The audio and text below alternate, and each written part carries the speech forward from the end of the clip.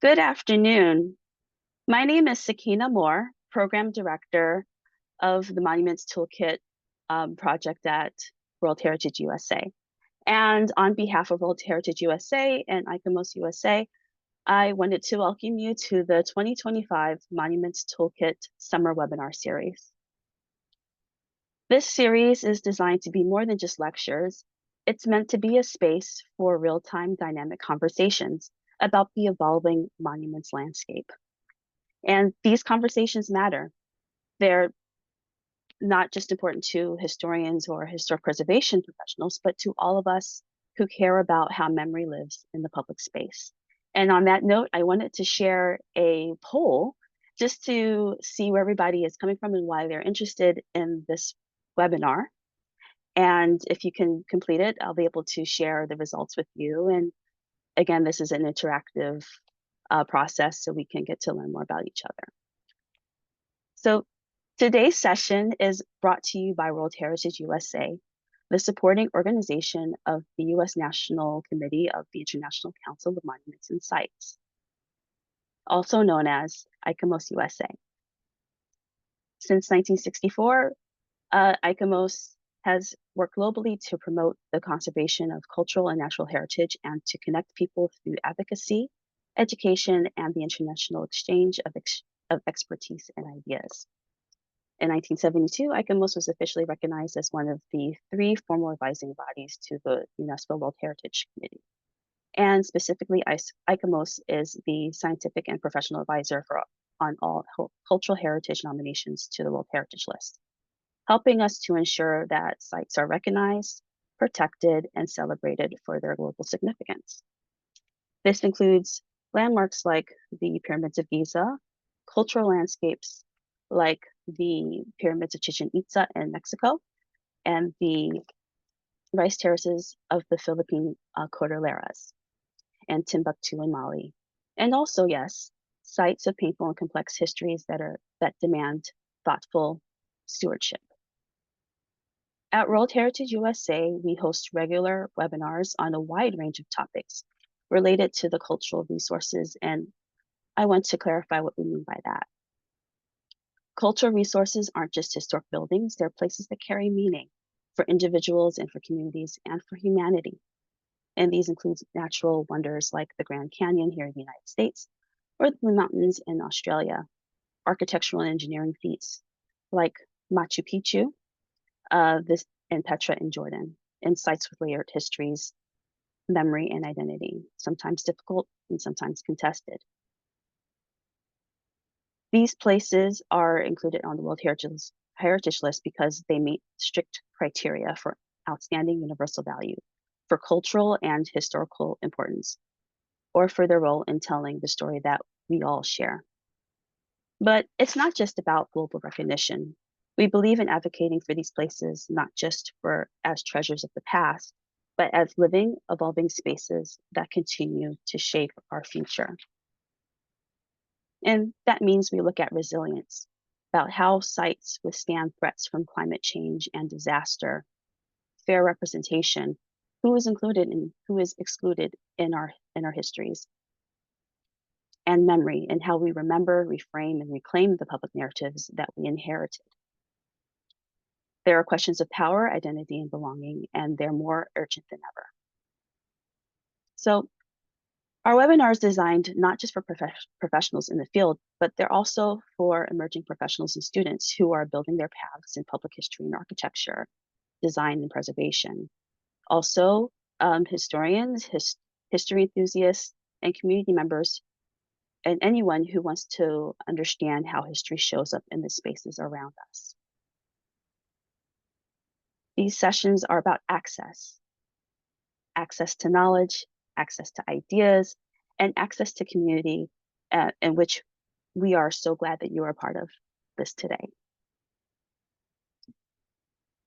Today's webinar is a part of the Monuments Toolkit project, which began in 2021 with the generous funding commitment from the Mellon Foundation. And this project explores how the monuments landscape intersects with larger systems and conversations across discipline and geography. We've hosted sessions on technology such as censoring oppressive spaces with digital media, law and policy, including the frameworks that govern protection and removal and reinterpretation and everything in between. And the arts, how artists are imagining memorials, monuments, and commemorative practice and global perspectives, which help us to see local issues through an international lens. But we don't believe that monuments are fixed objects. We see them as spaces of dialogue. So today we are revisiting a previous webinar on centering oppressive spaces with digital media as we continue to explore its role in documenting and celebrating a more inclusive landscape. And I wanted to introduce Huy Pham, who is the executive director of APIA HIP, who is which stands for Asian and Pacific Islander Americans in Historic Preservation. But he will speak momentarily. And Huy Pham is the executive director of APIA HIP, a national nonprofit advancing the preservation of Asian and Pacific Islander historic places and cultural heritage. With nearly a decade of experience in preservation and advocacy, Huy leads place-based campaigns, public history initiatives, and sector partnerships that elevate underrepresented histories at the places as vital community identity equity. But also before Huy speaks, I wanted to acknowledge take a time to make an acknowledgement that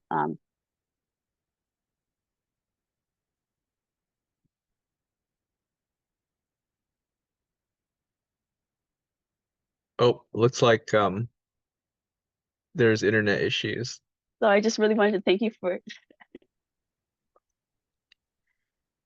so I thank you for your patience in this age of Zoom. In this age of Zoom, we always have these little hiccups, but it makes it a little bit more makes us more understanding and more intimate. So as I was saying before, I really wanted to, before I move forward, I wanted to take a moment to say something that will ground us into place. So we are joining you today from Washington, D.C., which sits on the ancestral and unceded territory of the Nacotchak, Anacostan, and Piscataway peoples. As an organization that centers Indigenous history and heritage, we believe that acknowledgement must go beyond words. It's not enough to simply recognize the land. We must also recognize the leadership and ongoing contributions of Indigenous communities in preserving knowledge, shaping place, and guiding how we understand and care for our shared cultural landscape. So with that, I wanted to hand the presentation over to Sarah. Thank you. All right, thanks, Akina, for the introductions, and I know getting through the different people's bandwidths on Wi-Fi can be difficult, but glad to be here. Huy Pham with Asian Pacific Islander Americans in Historic Preservation, or API HIP for short, and we'll jump right into it because I know there's a conversation at the end here. So the work that we're presenting on today, after I give a little introduction about our organization, is our digital humanities efforts in alignment with today's theme of digitally diversifying the monument landscapes. So API HIP is the only national organization dedicated to protecting historic sites and cultural resources specifically significant to Asian and Pacific Islander Americans. The photo that you see here is Bainbridge Island Japanese American Exclusion Memorial Site, which is a National Historic Landmark unit within the Minidoka Japanese incarceration site in Idaho, where Japanese Americans were first subject to exclusion order number 1 as part of executive order 9066 that allowed the forced relocation of over 120,000 Japanese Americans to concentration camps all over America. We were fortunate to have our national conference here in Seattle and Bainbridge last year, which was part of a larger conversation about how to preserve and protect and celebrate our historic sites. But the project that we're highlighting today is one that we've been working on for over 11 years at this point, and that's in collaboration with Shiv Collective, which is another nonprofit organization that supports equity by design and representation and access, especially for underserved communities in digital spaces and through quality design and access. So the platform that they created over 11 years ago is called HistoryPin. And HistoryPin allows you to create collections from your own organizations around a theme to pin photos, videos, audio, memory, text to historic sites and locations. And so what's a little bit different about HistoryPin from an online archive is the specific metadata related to place, to coordinates, to addresses, to locations.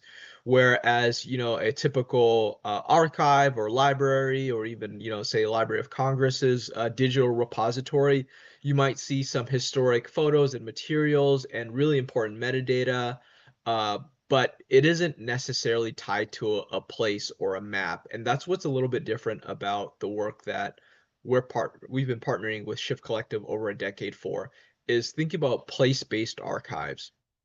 And the reason why API HIP uh, looked into creating our own East at Main Street collection is because we saw a lack of representation of Asian Pacific Islander American sites on local, state, and national registers.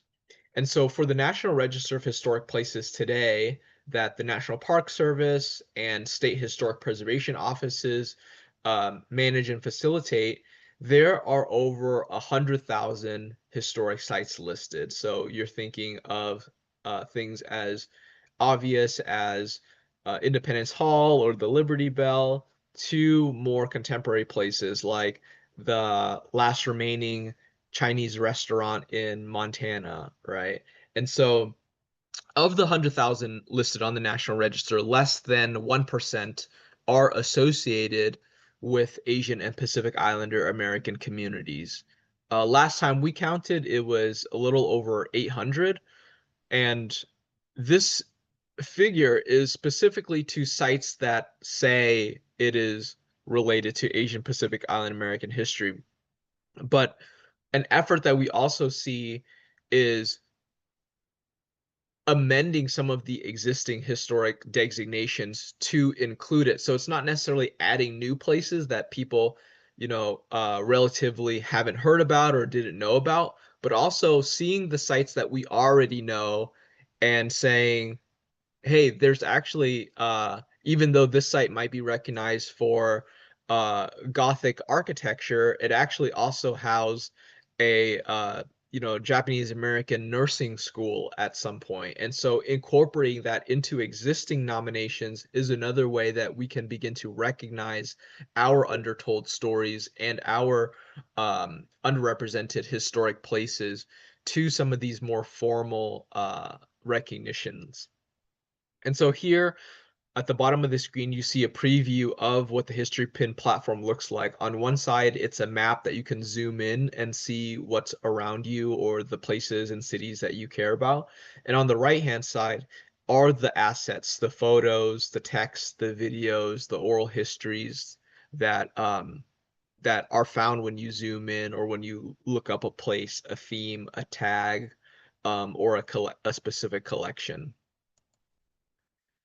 So starting back in 2014, we had to hold a few public meetings with community stakeholders all around the country, whether it's Boston Chinatown or Los Angeles's Little Tokyo, um, asking them what kind of platform would benefit your community-based archives, but also at the end of the day could facilitate the documentation and designation and research of a historic site.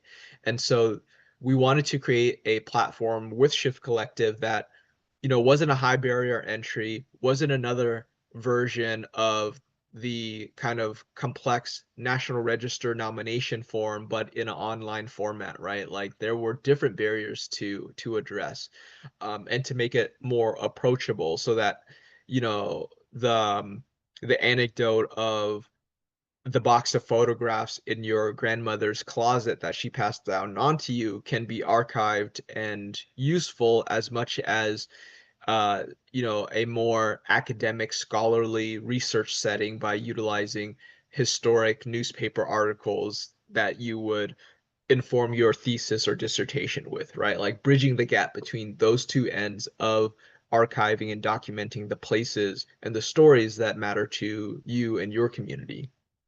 So you see here, we've hosted dozens and dozens of workshops in the mid 2010s, but most recently, when we begin picking back up the project, you'll see engagement with states and cities and even demographics that we haven't necessarily had a chance to connect with before. So we did workshops in Ohio, Illinois, in Guam with student university groups, with historical societies, bridging the gap between oral and traditional public history with place-based work, which is API HIP's most mission-aligned objective, is specifically historic places, not just oral histories, genealogy, or narrative history, but bringing it back to place. And so we grew the resource. We engaged with the public, asking them to contribute and submit, but also sharing out the things that we found. And then from community contributions, we, you know, created a plan on seeing where we need more representation at. So even on this preview of the map, you see that, even on San Francisco and Los Angeles, you have over 250 pins and 290 pins. But in the central states, there are states with almost no pins. But we know that there are Asian American Pacific Islander histories in every state. Um, and so it's on us to kind of fill in those gaps and ask those communities, what are some sites that people don't know enough about. And so today, East at Main Street, the master collection that API HIP manages, has over 2,000 pins. And within East at Main Street, there are dozens, if not hundreds, of sub-collections like Chinatowns across America, or Vietnamese American legacy businesses, or Japanese American sites of worship, or Chamorro traditional histories, and Native Hawaiian sites that aren't accessible to the public. There are different ways to catalog and to share those sites out. And this is the last slide before I go into just a preview of some of what the work looks like and what we're doing in 2025 as part of phase 2 with Shift Collective. So if you like to explore the project, you could go to apihip.org/historypin, which looks like this page, where it has the background information and the full report with the National Park Service on the development and use of the site. But it also has the embedded version of the collection. So you can expand the map and use the map feature to see what some sites are. Or you can click on certain keywords, like let's put in church.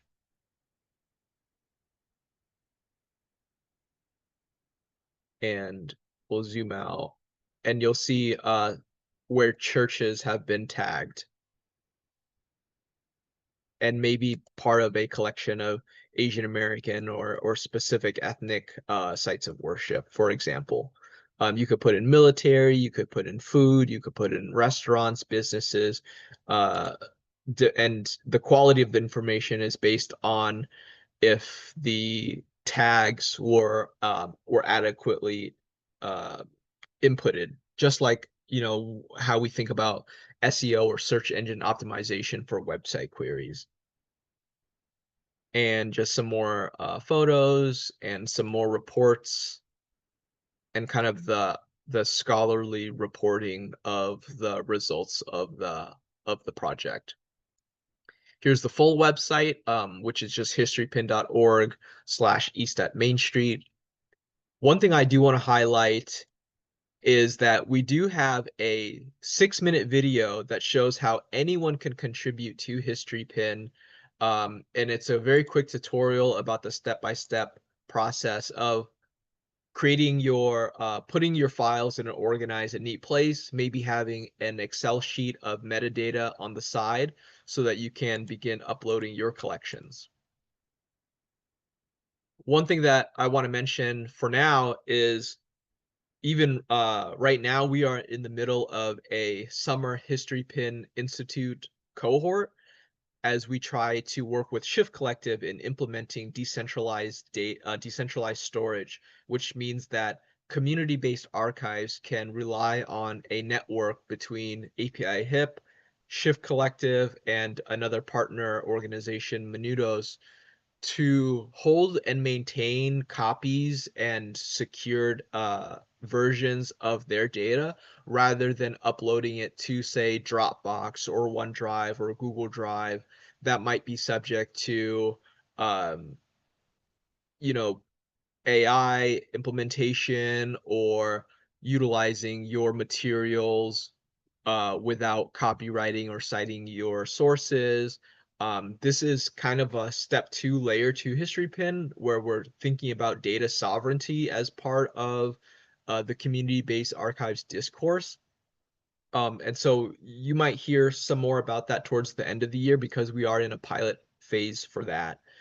And then lastly, as part of, this narrative of digitizing or diversifying the monument's landscape, API HIP has also been looking into utilizing 3D or 360 photography as well as LiDAR scanning of places because sometimes places aren't always accessible or don't read as well as a flat image or an archival photo.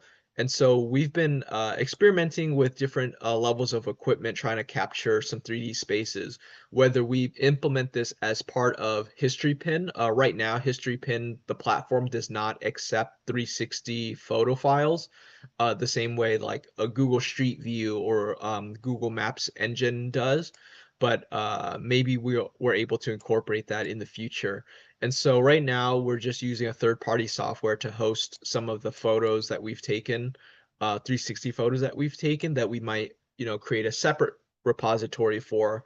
Um, but those are just different ways that we're thinking about the digitization and digital humanities, digital access of historic sites as a supplement to saving, preserving, utilizing, activating real tangible places, right? Because we don't want to say, oh, tear places down, demolish it, excavate it, utilize public lands and places, as long as we have a 3D scan of it, right? Like that's not our conclusion. This is only a supplement to getting more people interested and utilizing the knowledge uh, of this digital feature as a supplement to in-person or tangible preservation. Um, and so I will end there. And I know the World Heritage uh, team has their presentation. I'll be back for the conversation. Great. Thank you, Huy, for your presentation, and I really look forward to our conversation in a little bit. And this is a lot of great information about how technology is really making it possible for everybody to be involved in documenting our spaces. So I wanted to, and it's great to be back as a guest as well as a host. So I wanted to talk a little bit about the presentation, but before I get too far deep into it, I wanted to share some of the I wanted to share the results from the poll that we had earlier. So one of the questions that I asked everybody was, what part of the digital landscape do you participate in?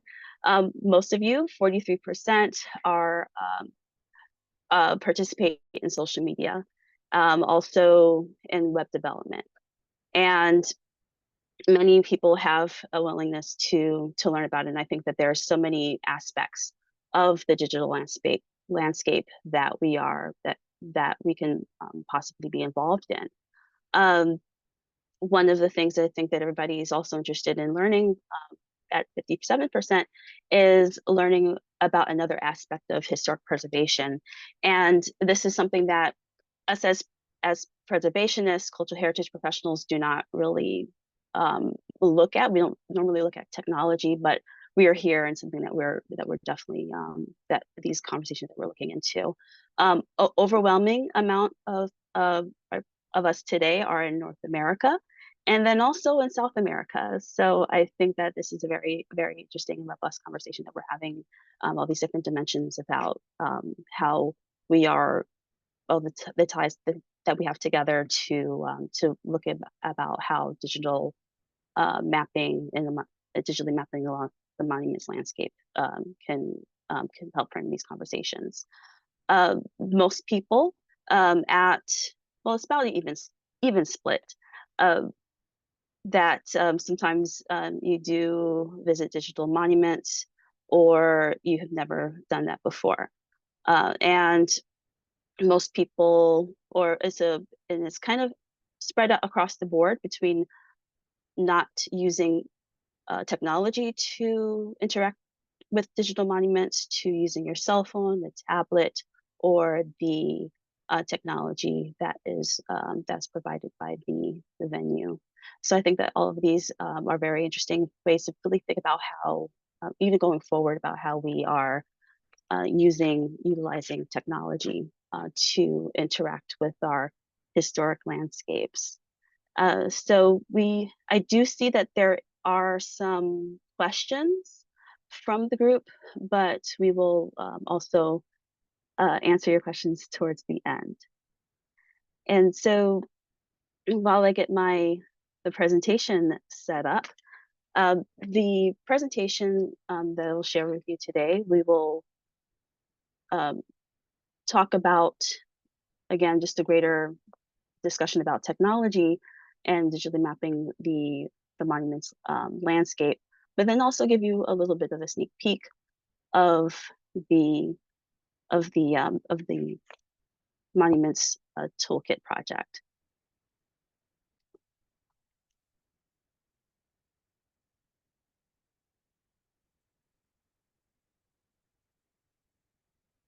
And I do apologize for the little bit of a rough transition. And if you can just bear with me for just a moment while I get this queued up.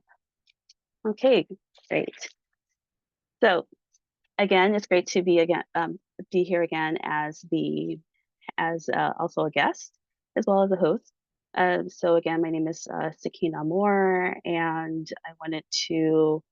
and I'm also really excited to share with you the the work of the Monuments Toolkit project. And I think that this is something that we have all been really thinking about, is digital mapping in an age of change, when there's things that are changing so much, and very often, and how do we help to utilize technology to make sure that we as keepers and stewards of memory can help document the changing world around us. So on that note, I wanted to share the Monuments Toolkit project and where we have been and where we're headed. So if you have been following the project, you know that our work is not just with World Heritage USA, but also in the broader monuments landscape, and even how society at large thinks about commemorative practices. And many of you have been following along, supporting us with your ideas, questions, and encouragement. We really want to thank you.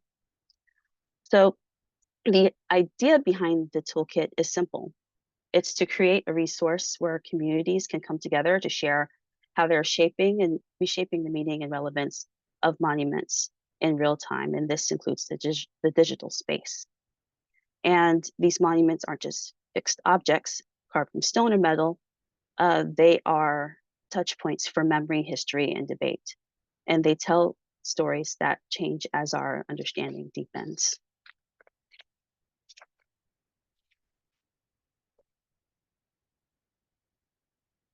So I wanted to pause here just to highlight some of the key points that I wanted to share that we can keep in mind as we move forward.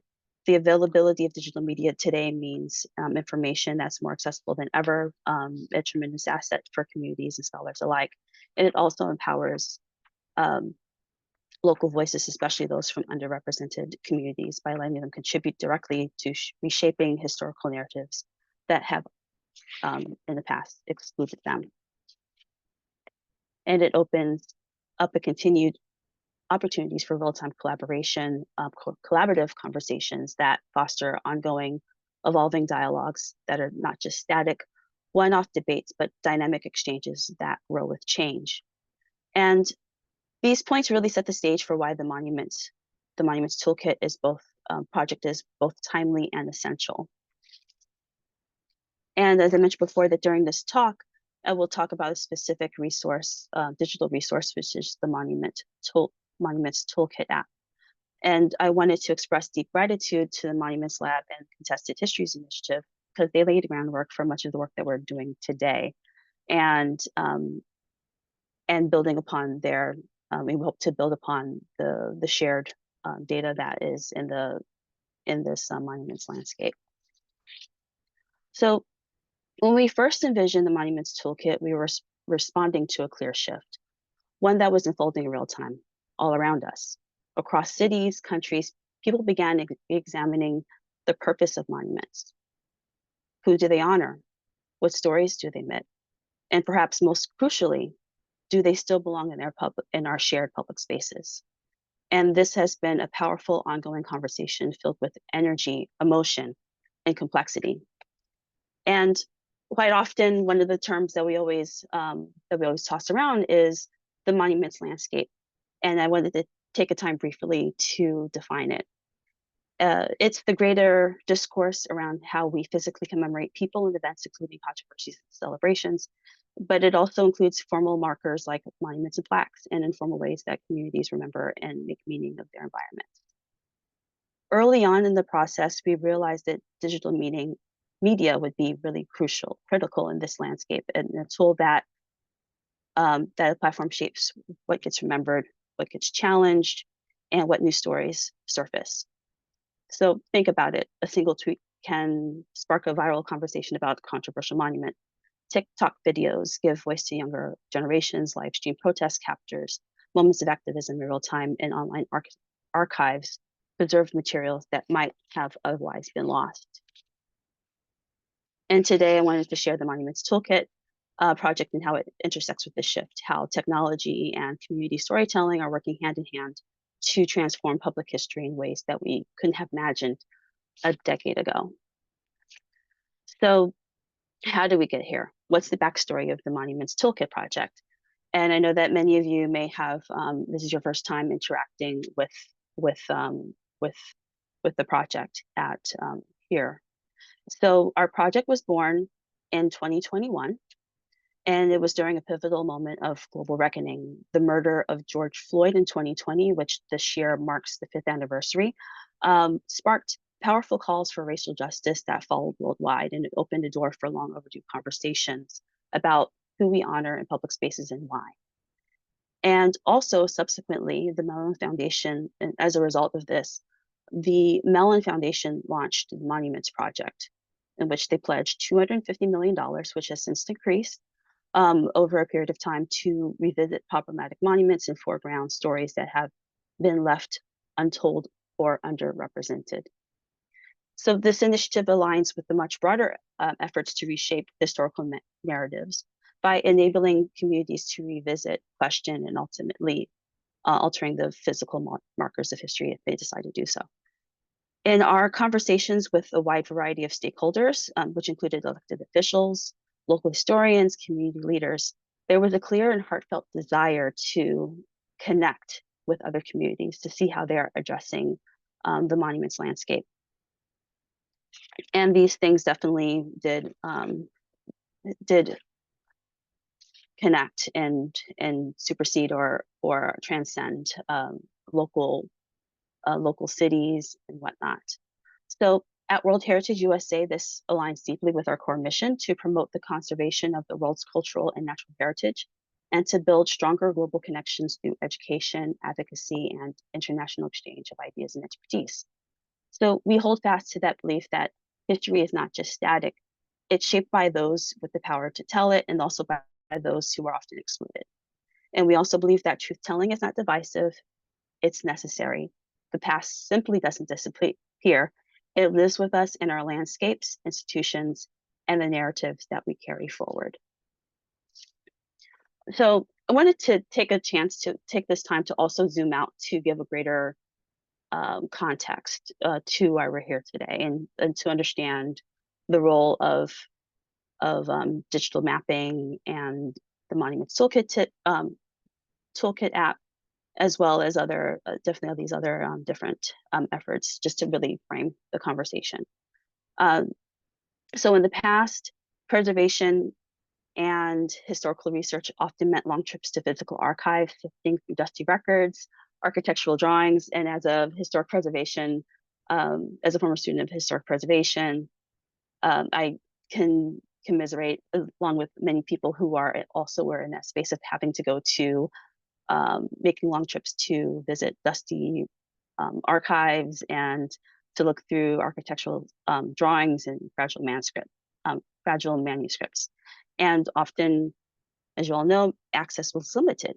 But today, digital media has revolutionized this practice. A single click can bring up a rare photographs, digitized newspapers, oral histories, and entire community archives, materials that were once difficult or impossible to access. But this is more than about access. It's about agency. More and more people are taking control of their own histories. Creators like Shiloh in the City, the Mott Street Girls, and the Mott Street Girls are using platforms like Instagram and YouTube to tell stories that were left out of textbooks. And this is public history on demand. And history preservation is happening in real time. Conversations about monuments and memory unfold live on TikTok, podcasts, Blue Sky, and other platforms. But there's a sense of urgency right now, too. Many local news outlets are closing, archives are disappearing, and even tweets, which can be vital records, vanish behind paywalls and are deleted entirely. And we're seeing trusted sites that we do go for historical information that is also being altered. And so that's why platforms such as such as Internet Archive, also a lot of different projects that are really important to documenting history are very is crucial.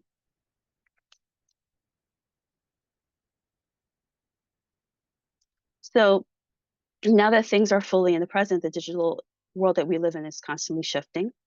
And as you all know that, or I wanted to throw out some statistics to really give a great ground us more in what we're facing with the role of the internet. That according to various sources like Aesthetica and Pew Charitable Trust, 304 million internet viewers, 343 million internet users are in the US alone, essentially the whole population and growing.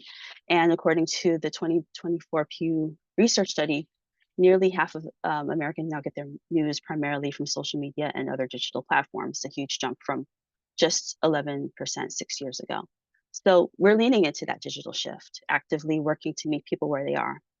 And this is what we're doing through the Monumental Project podcast, which features interviews and reflections on politics and poetics of, and also just discussions about monuments.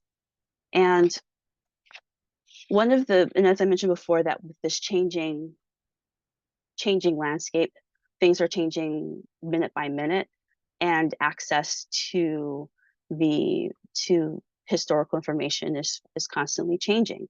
And the role of the Monuments Toolkit app has expanded to also be a repository of information, to be a steward of this information. So to this end, I wanted to give a little sneak peek of the work that we're doing with the app.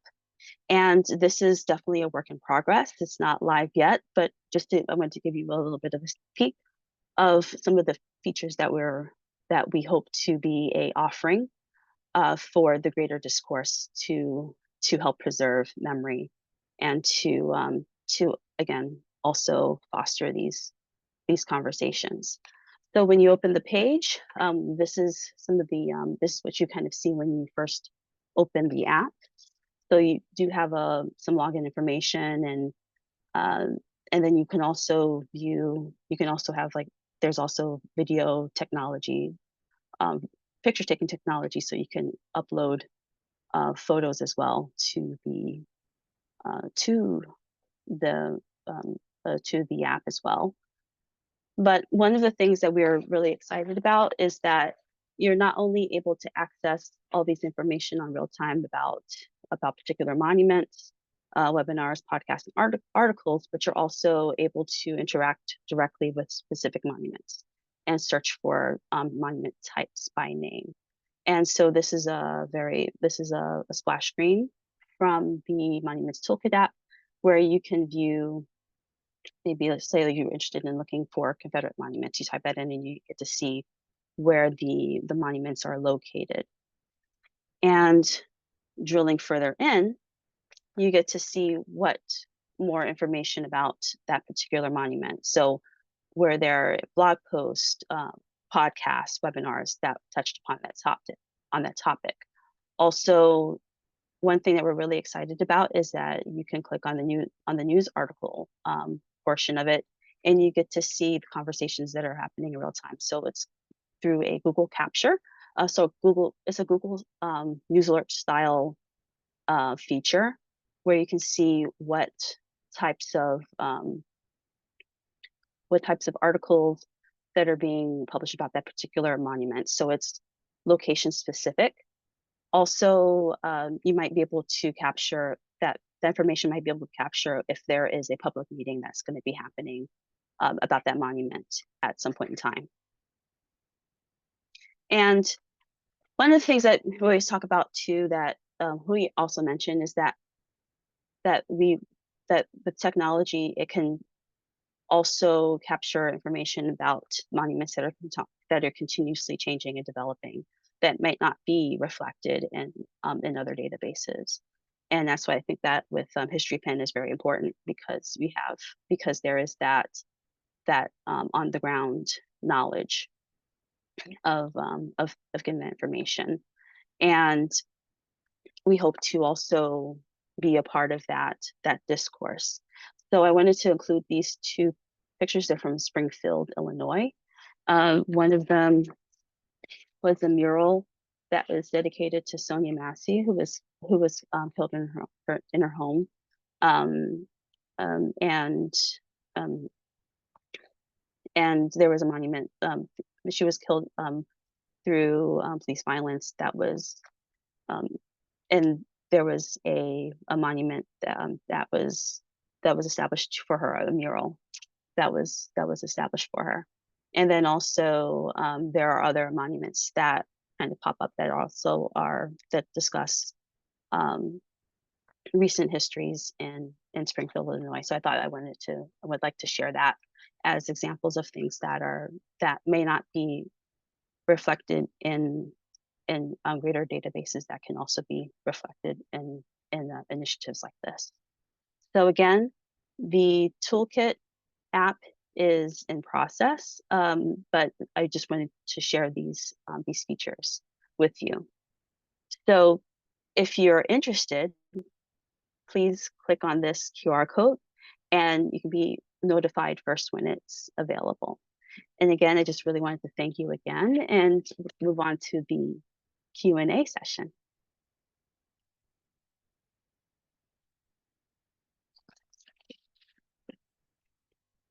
Hello. So I think that there is a lot of things that the work that we're doing is to get is to amplify voices that are not normally heard in preservation, and to include people and to be more welcoming and to as an imperative, because if you don't document it, is as if it never happened. So go ahead. Yeah, yeah, seeing all the different approaches to digital humanities and digital archiving is always very interesting to me because, kind of selfishly, like I'm saying like everyone should be on HistoryPin, but um as people have their different approaches, I think what's most important is having the different options, right? And so I'm sure for you guys, you're like, we want everyone to use the Monument Toolkit and the app. And then there's people that are uploading short form videos on TikTok and YouTube, and there's people that are using ArcGIS's story map, right? And so these are all different approaches, and at the end of the day, as long as it's more opportunities for different communities to tell their stories and bringing in the younger generation to this work, I think that's what's most important. Yeah, I definitely agree. And I think that with as us as memory keepers, as a and I say this not as like, Sakina and Huy, like memory keepers, but as a collective, that I feel like it's something that we all are a part of. And it's something that is, if we can dedicate something to that effort to so that can be place so we can have that place where things are not forgotten. Yeah, absolutely. Yeah, and so I was very fascinated by your presentation because one of the whenever you have technology and you open it up to the public, there are always some things that come up that might be unexpected. And I just wanted to know if there was something or something that you were maybe that might have been a little bit different than what you have expected. I know that we were talking about this recently, where even when there was where you're documenting places and you're like, wait, I know that a there's a API like demographic here, but there's nothing recorded, so that becomes like a space to really like focus focus more of your efforts on. And I just want to know if you can speak more to that or something else that was a Yeah, surprise. so that in for that specific angle of question, we're talking about how publicly accessible or how many times that story has been told, right? And so for our pan-ethnic diaspora, like, Asian Pacific Island Americans are spread all across the country, right? And so when you have more people, there's more opportunities to tell that story and for people to relate, right? So, kind of in an oversimplified way, like maybe the Vietnamese Americans living in Montana don't think that their history is significant, and so they don't think to document it or to share it out. But with organizations or causes or community groups, like, ICMOS or API HIP or whomever, um, encouraging that and reminding them that, it is important and we should document it, it begins to shift the tide. And, they might say like, oh, okay, like maybe I'll upload a few photos, or maybe I will think about designating this historic site or this legacy business. Um, some of it is just that first impression, acknowledgement, right? So I don't know, in the work that you guys do, if you come across um skeptics even, right, where they're like, no, well, we've been doing our own thing for a while and we honor our history through tradition or through festivals or through passing down recipes or something, and then you're like, well, what about a digital monument or a physical monument or historic designation, there's a little bit of that first impression education that you have to do. So I'm Mhm. curious on your take on that. Yeah, and I think that you hit the nail on the head with this because I think that there are some things that like you said that people think, oh, we have this recipe and this is how we always done things. And having that, that's also historical record. You know, so I think about just anecdotally about like older books where I think of one of I think about like an older recipe book where it said put your hand in the stove and hold it there for 2 seconds. And if you can hold it there for 2 seconds, then you know it's ready to put something in because you know the technology is changing because before we didn't have those, you know, you just had enough in that wasn't temperature controlled. So that becomes a part of the historical record as well to document how things are done. But I think that we always that with every shift in technology, there's always a pushback and it's like, well, how this is how we always have done it and we haven't really thought to do it this way. But then also the with organizations that are smaller as well, that you know we can't be always be at the same place like at the same time, but that also there's this ownership that's created when there's more engagement. Yeah. And even, the mention of recipes, dances, traditions, crafts, arts and crafts, like, uh, my kind of perspective to that is like, well, where were those things taking place, right? And so the cool thing about HistoryPin and the intersectional work that we do is like, well, where like, a Chinese recipe from Boston might be different from a Chinese recipe from Los Angeles, right? And so being able to map that out tells the more full story of that cultural heritage, right? And so if you have a dance troupe or a lion dance or taiko drum or street festival, right? Like there's a backdrop to that history, and kind of API Hip's prerogative is to celebrate and preserve the backdrop of these histories, right? Rather than just kind of understand it in a cerebral space. Yeah, I think that's very important, and I think that's where we get dinged as historic preservation professionals. That it's always like the high style of thinking, okay, this is the Gothic style building, or this, and then it permeates throughout all these different spaces where people think, oh, this is not really like this high style, and or this is not. I'm not going to really mention that and whatnot. So I think it's very interesting.